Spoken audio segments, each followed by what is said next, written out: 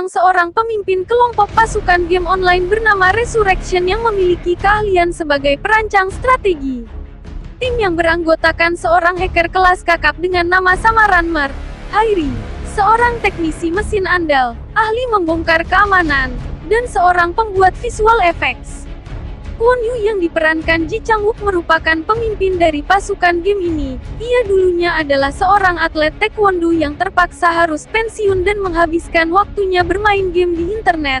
Tapi entah kenapa ketika ia berada di rumah dan sedang bubu, ia malah dikejutkan oleh satu batalion anggota polisi yang menangkapnya dan membawa ia ke penjara dengan tuduhan pembunuhan. Dan inilah cerita singkat dari film nonton Fabricated City 2017.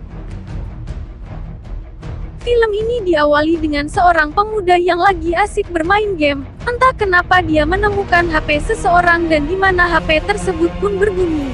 Tanpa pikir panjang, pemuda itu pun mengangkat telepon dari sang pemilik, dan di mana pemiliknya adalah seorang wanita. Ia menginginkan HP-nya kembali dan ia mengatakan, jikalau HP-nya diberikan maka ia akan memberikan imbalan berupa uang.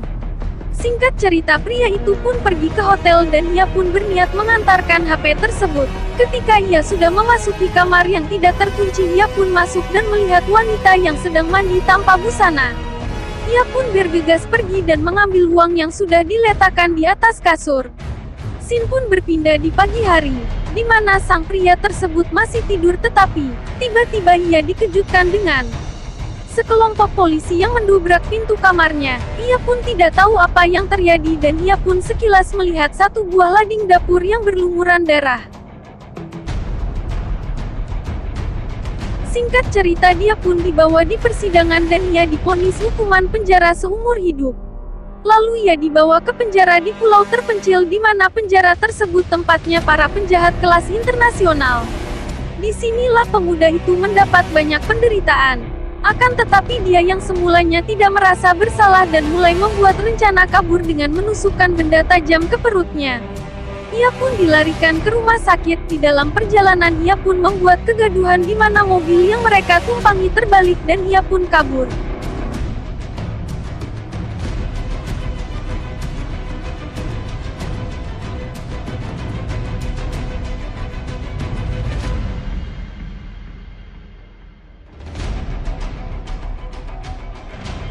Ketika dia berhasil kabur, dia pun meminta bantuan kepada temannya yang dimana ia adalah seorang wanita, dimana profesinya adalah seorang gamer dan hacker.